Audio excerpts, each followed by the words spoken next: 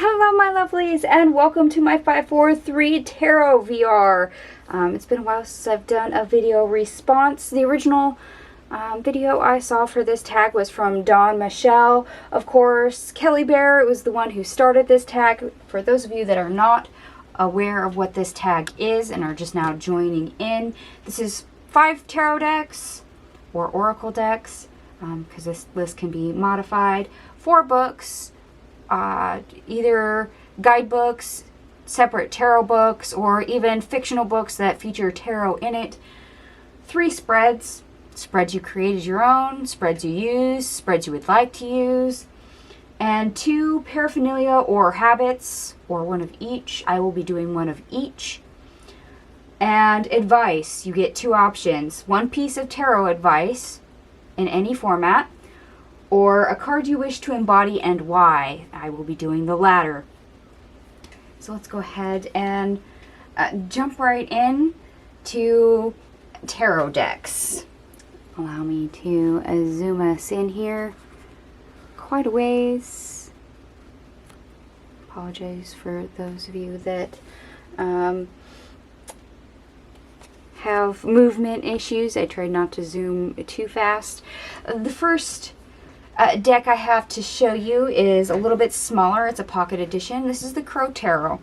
Believe it or not, when I was choosing decks, I had an argument for 2 decks with my ancestors. The decks I will be showing you for my 5 tarot decks, and yes, they are tarot, is decks that I've acquired in 2023.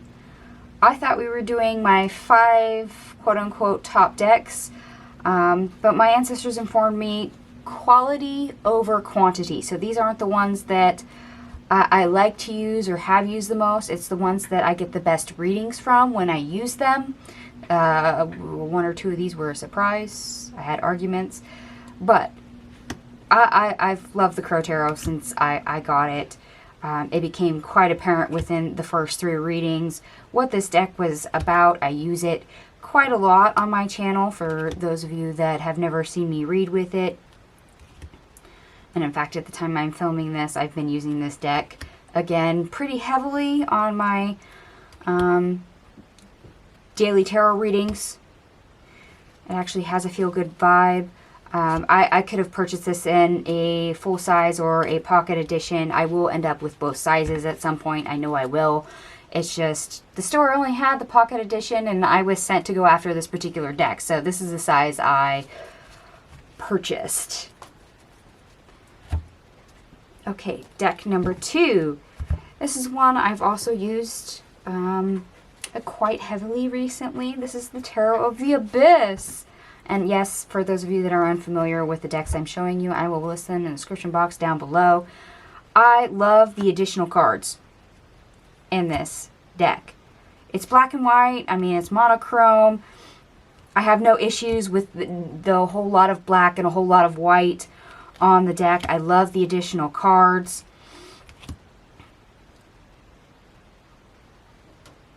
And I love the artwork too. I mean, if I could draw, seriously, if I could draw like any of this, I would.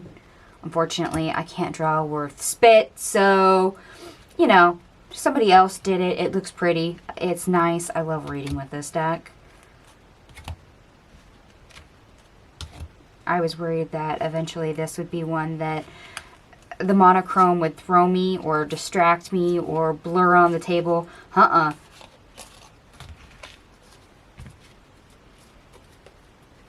Okay. I haven't used this deck a lot, but I like the way it feels. So when my ancestors named it, I was not surprised. This is the Muse Tarot by Chris Ann. I have more than one deck by Chris Ann.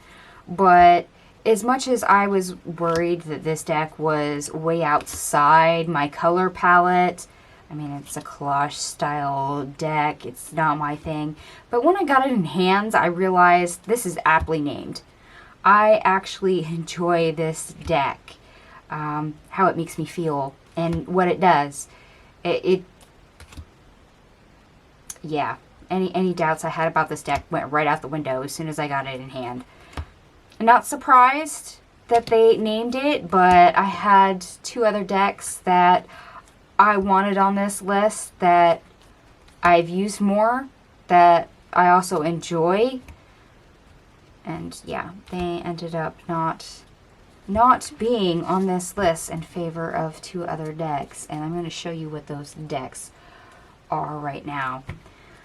A new acquirement, new acquirement. This is the Tarot of the Great Outdoors. I actually hate the cardstock on this deck, but the earth energy in it, the nostalgia from, you know, going camping. There's something really earthy about this deck that I enjoy, plus the national park scenery, the perspectives on it. But apparently there's something about this deck that when I do grab it, I latch on to quite a bit more. So that's why my ancestors wanted it here. Because I have very little experience with this deck. It is a newer one. I haven't used it that often. I would have chosen a different deck in place of this one. So my ancestors overruled me on this particular deck. And what can I say? They know best. Another one I wanted to argue with, and hopefully you can see the backings because it does blend in with this tapestry that my ancestors told me to use. So this is the Fantasy Garden Tarot. This is a Kickstarter deck. It's actually made with 7 different color ballpoint pen. So it's a different medium than what is normally used for the creation of tarot. It is a really pretty deck. It is very nature-based. It is a pip deck, as you can see. And this is not one that I utilize all that often. It's rare for my ancestors to call for it. But apparently when I do get asked to read with it, you know, what happens with it, what I get from it, just like the others, tends to come through a lot stronger or is more in depth. You know, it's more of a hit than a miss. And by now you're probably wondering, okay, Celeste, what 2 decks did you want on this list that your ancestors shot down? So I'm going to go ahead and give those just as a bonus for those of you that do actually follow my channel and haven't just stumbled on my channel. I wanted the Tarot of Oneness. I bought the full size and I bought the mini as soon as it came out. The day that Robin launched it, I bought the mini Tarot of Oneness. I wanted that deck on this list. I also wanted the Golden Journey Tarot on this list. That's a Kickstarter AI. I waited the extra time for the luxury edition so the colors were brighter. So for me, that is a 2023 deck, not a 2022 deck for those that did not wait for the luxury edition. And I've used that deck a million times and I enjoy reading with it. But I was overruled. Alright, and we're going to move on to guidebooks. Now when it comes to guidebooks, I have an even split. I have 2 Oracle guidebooks to show you and 2 Tarot.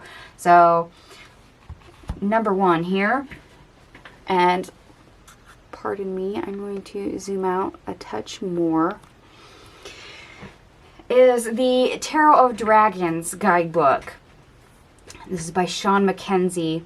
I love the way she writes. And for those of you that either follow Sean Mackenzie's tag or have been on my tarot channel, you know how I feel about this particular guidebook. I just love the way she writes. And in fact, I featured her deck, what was it, in October of 2023 for my deck Strength versus Weakness series.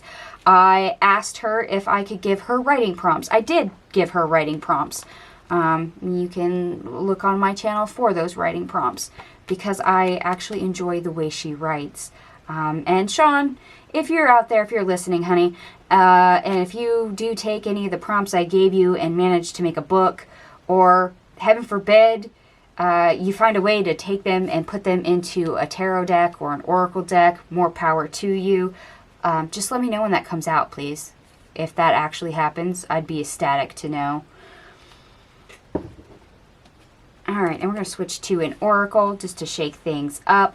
This is the Wisdom of the Oracle. I love this deck. I really do.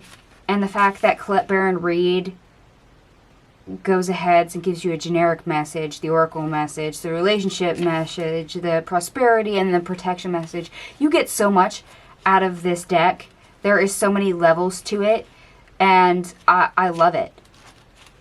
I love this deck. So the fact that the guidebook is equally as meaty as the content that I can get from the cards without the guidebook really, really excites me. I love it. Okay, and another oracle that we're going to get into. This is by Mayuki Rose.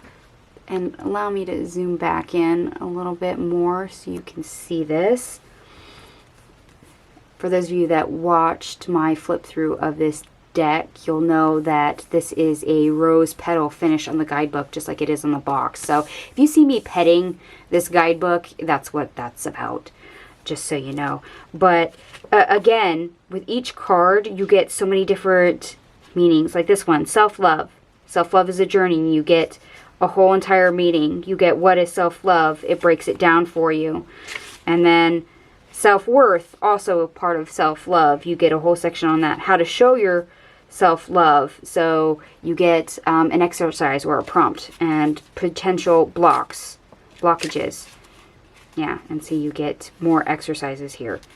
But what's also good, if I can get my camera to focus, is what's right down here. This is a photography deck, and we get the model and the photographer for each card. Let me say that again. This is a photography deck, and she takes the time, the effort to list the photographer and model for every card in the entire deck. It's listed in the guidebook. So that kind of content, that kind of credit that's given, I love to see that in a guidebook. So can we normalize this, please? Please? And now that I zoomed way in, apologies for zooming in and out quite so much. The last guidebook I'm going to show you is the guidebook by Lunia Weatherstone. This is the Forest of Enchantment. Now, this deck actually, get my marker card out of there, has changes to the majors. So she includes this lovely chart right here that breaks it down for the majors and what is changed, as well as the changes for the suits. Having that, just a nifty little chart that you can just bookmark, which is what I did. I bookmark it in my own fashion. Is great. Plus she gives a little intro to the majors. She goes through each one. You get a large real estate here. You get a whole description of what this looks like. She goes through the artwork and what's in it, what the meanings are. And then she gives some meanings for the upright, meanings for the reversal. Not that in depth, but still worth it. And then when it comes to the minors, you get an intro to the minors, and then she breaks it down. Aces, twos, aces, twos, threes, fours, etc. all the way to 10. So you get this intro to each of those numbers of what they stand for, and then you get each one for all 4 of the suits. So this one's organized a little bit different, but I kind of like the references to what the numbers are about. So 10s versus 3s versus 1s versus 7s. And what's nice about this book, not only do you get spreads, but you get journal pages. And you don't just get 1 or 2. 1, 2, 3, 4, 5, 6, 7, 8. You get 9 pages front and back of journaling space. As you can see, I have not filled these yet, but for notes, that's valuable. I like that in a guidebook anytime I see it. Alright, we're now going to tackle spreads. 3 spreads that either I want to use, do use, most use. I've been instructed to give you the 3 spreads I most use, which is my daily tarot reading spread. This is the new one that I instigated recently on my channel a couple months ago. So if you're a subscriber, you know what that is. For those that don't, I usually do 1 column of what's the best part of your day. The second column is what's the worst part of your day. And then the third is going to be your obstacle, or how do you get over your obstacle. And that is my daily tarot reading spread. The other spread I use is a traditional Celtic cross. Granted, there's always little variations of a Celtic cross.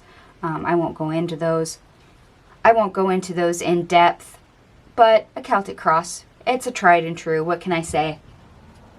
And then my other most used spread, which I use for both tarot and for oracle readings, is my 4 against outcome spread.